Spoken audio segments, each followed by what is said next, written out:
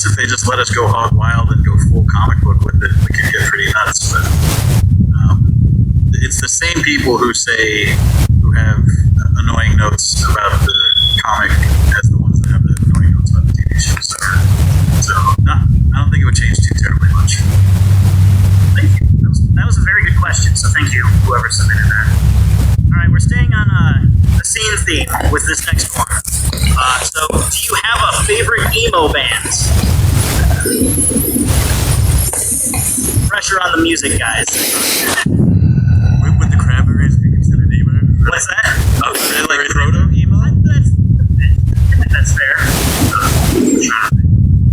R.I.P. The Forest.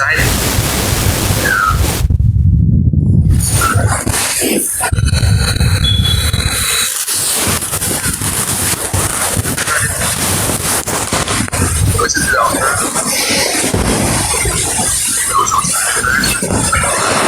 It's the same radio station.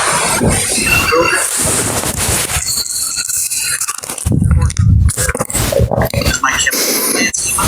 Yes. Yeah, My Chemical Romance. That one. Very much. I celebrate their own. That she has so many jokes that just don't hit. But every time she's around Pete Haven, she gets like so nervous. So also when she tried to copy Zip and be like, ooh, it just is. It's not Sunny, okay? What is your moment? Cause For me, it's the My Bananas movie. oh my god, that's so true. I was in that studio session for so long, just saying bananas. Like, it lost all like meaning and context, and people have asked me so many times to write like my bananas when I'm signing. And it makes me laugh because I'm so glad I impacted you so much with that song. My beautiful voice. Alright, I'm writing down notes for future guest of honor panels that might take place later today or Sunday. I forgot how to spell bananas. Alright, we're good.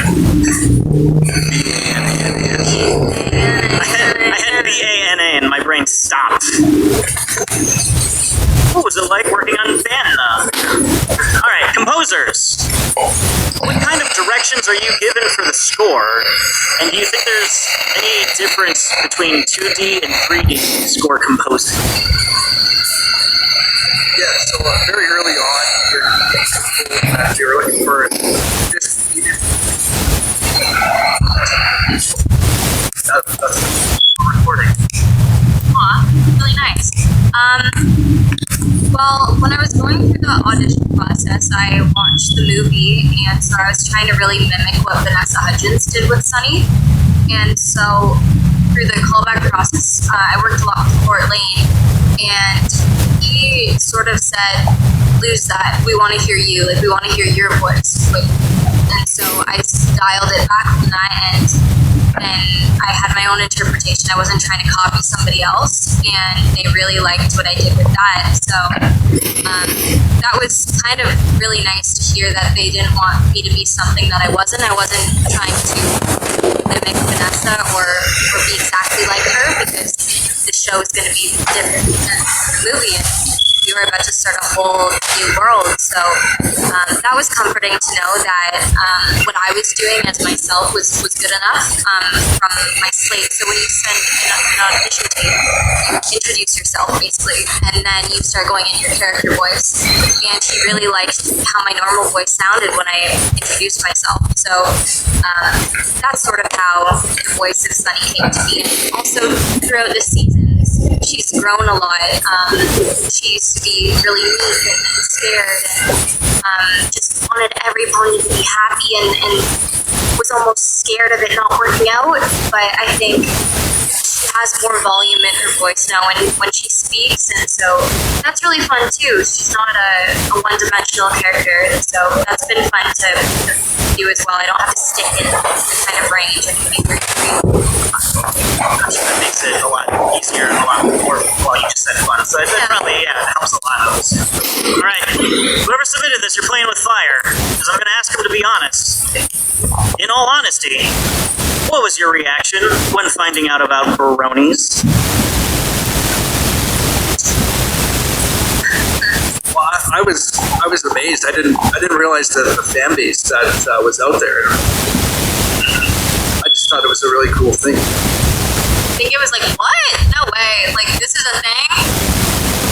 But, like, no, like emotion behind it. Like, wait, what? Like, what? Like, I don't know. It's cool. I didn't realize like the sheer size of it. Yeah. Yeah, it's a big community. Community, it's real big. We have a text thread that we've had for like 10 years of all the people that work on the Pony comics. And so before anybody had met bronies, we all were just like, it seems weird. And then when the first time Katie Cook and Andy Price went to a pony convention, all of a sudden the text thread blew up and they were like, they're everywhere. Oh my God, they spend money. And we were just like, oh, sweet. This sounds good. All right, this is a very interesting question. I might reword it a little bit, but the word harmony holds such a grand meaning in G4 and in G5. And the word magic was a very big part of the older generations and took some time to really be introduced, especially in the music, into the new generation. So what does the word magic mean to you, and what do you think it means to the show? And does it impact how you go about your job? Yeah, you definitely want to hit those magical moments with some sparkle. That's for sure. Yeah, I think it means like the magic, we're introducing new magic, but then also they wanted to do friendship is magic. It's like a brand, it's a direction. So yeah, we did like talk about the magic lesson, but it was still entirely about the magic. And then for me and Jillian, who was the showrunner, we were sort of like the holdovers from G4, me in the comics, her as a writer on the show, and she wrote the novels. And so we were always sort of just like, well, we have to make this work with G4. Like, we have to make it make sense. Well, where the corporate didn't care as much, they were just like, whatever, they're probably. So we were always trying to fit in like the theme of friendship is magic, and like make sure that like even if the magics had changed and the ponies had it's 1,000 years later and they've forgotten, we were just like, well, friendship still is magic. So there's a part in the finale that we wrote, in a scene I wrote where Sunny and Opaline are fighting, and Opaline tells Sunny that she's like, you're just the same as me. You just want knowledge. You just want to be powerful. You want knowledge. And what is knowledge? And then Sunny, she goes, well, you'll never have what I have. I have friendship. What is friendship, Opaline? We didn't say friendship is magic, but obviously, like everybody at home was like, it's magic. So we tried to get as much magic into the show as possible. Awesome. I'm going to ask Jenna just a selfish thing real quick, but one of my favorite things coming to conventions for the longest time was getting to hear the voices. So can Sunny just tell us that she loves magic?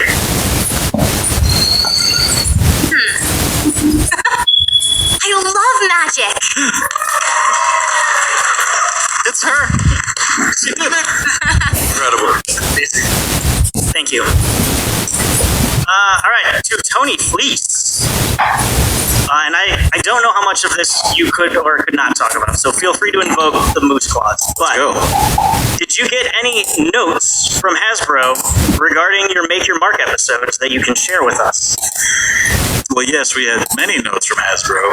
That's part of it. None of them that were just so crazy that were just like, this doesn't make sense. How could they do this to us? It was more just like, brand doesn't like this. Can you make this more like this? There's no fun ones, sadly. Yeah, I'm sorry. I have nothing. I have nothing. If I think of something crazy, I'll let it out at the comic book panel on Sunday or whatever. What's up? When's that other panel? Is it on Saturday or Sunday? Sunday. On Sunday, yeah. I'll think about it over the weekend. I don't think there was anything too over the top. I'll mark that down for the panel. I'll hold you to it. Okay. I'm just gonna write down in quotes notes, and if I forget what that means, I have a good one. So because this show was 3D and not 2D, we would write stuff that they would often say like, we can't do that because it's too expensive for 3D. So it would be like if the ponies, they couldn't jump in water, they couldn't have like get slimed by goop too much. But the funniest one was we had written this whole outline, and it's for one of the ones that won't come out. So, but Pip was excited because they were going someplace where there was going to be a ball, and she shows up and she's wearing she has a ball gown on, and she's ready to go, and they're like, oh no, it's a sport, we're playing ball. And so she's like upset about it. But the note we got back was that we can't afford for the ponies to have dresses. So, so I was like, you didn't put dresses into the budget in My Little Pony? And they're like, no, we did not factor for that. yeah, that was such a big thing with G4 too. Yeah, Did they not know they could make toys? it's crazy this didn't work out. Hasbro. To Sean and Benjamin, with very neat handwriting, I will say. Emma too. Did you know about these MLP conventions when you started working on MLPG5? Thank you. And if so, did you ever imagine you'd get invited to one? Or if not, what's your first impression? Yeah, I never knew about the conventions. I'm excited that they exist. I'm excited to be here. I did know about them, but I never thought I'd be invited. It's really cool, and it's so happy to be here. We're very glad to have you here, isn't that right?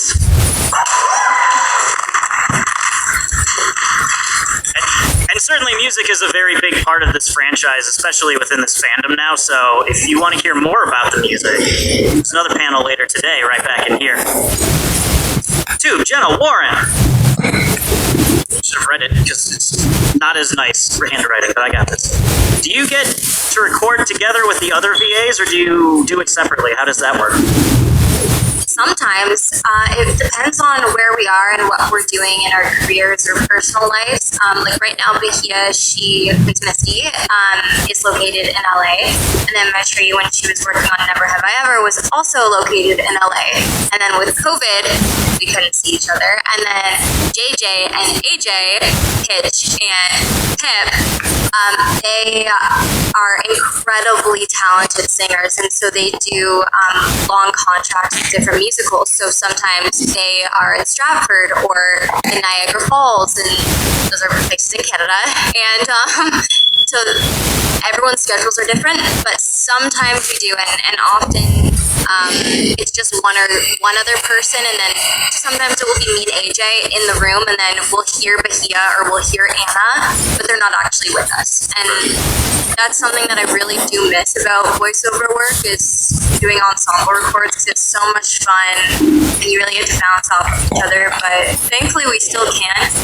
Sometimes, even when we're not in the same room, we can still sometimes hear each other. Awesome, thank you.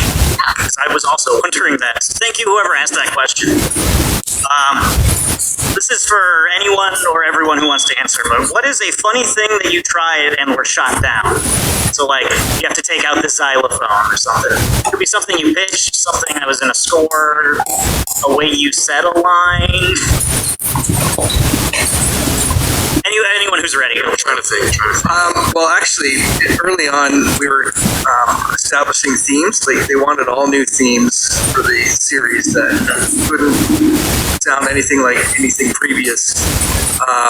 And so I had a bit of a harder time coming up with something for Sparky.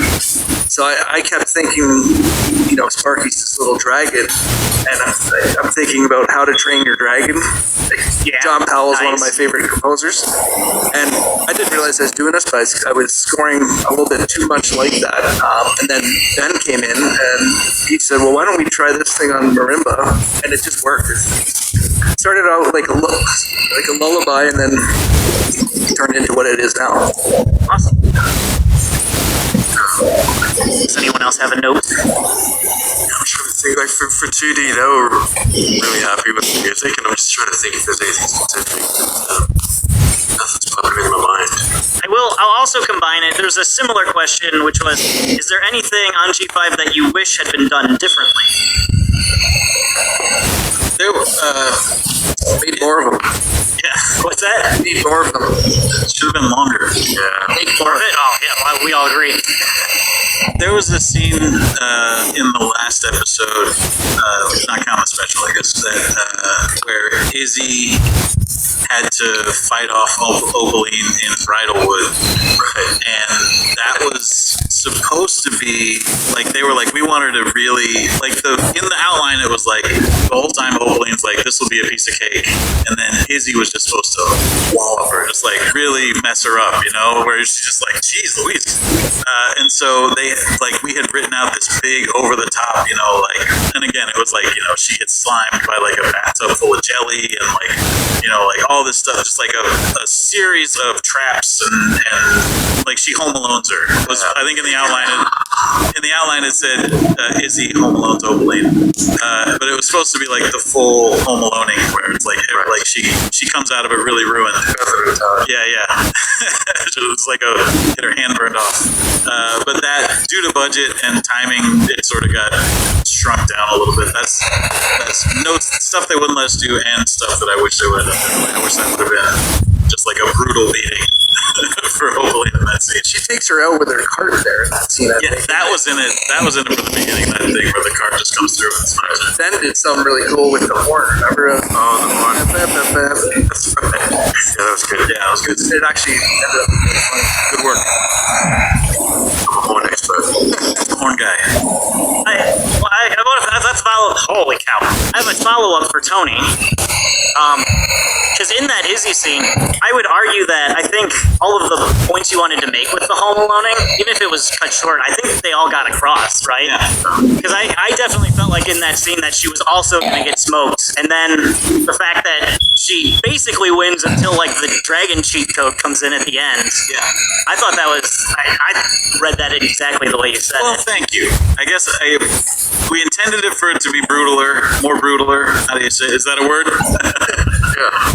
It was just know that in the original pitch and script, it was like crazy, and they sort of pulled it back some. For the comic panel, I'm going to write down Izzy Crazy Brutal. We can talk more about that. Brutal master. Today. Yeah. All right, we got time for one more question. Let me find.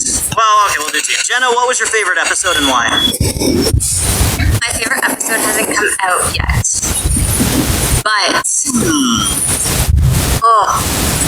yeah, that's what I'll say for that one.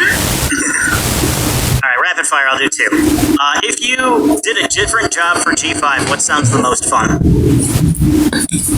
Different. I have a voice actor show. Yeah. Wish I could sing like AJ. Wish I could be Pip.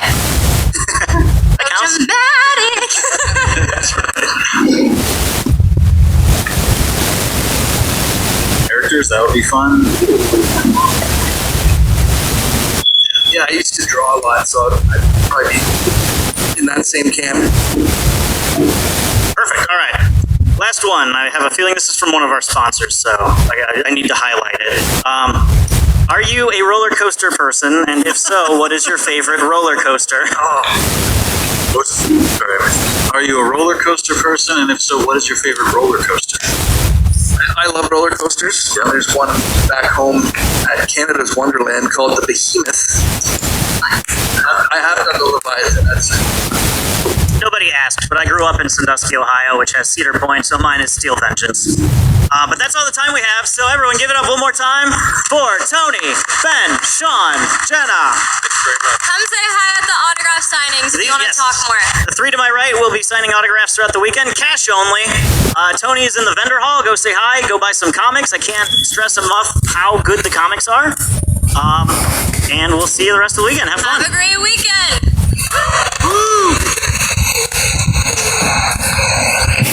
Boy, it was a real head scratch.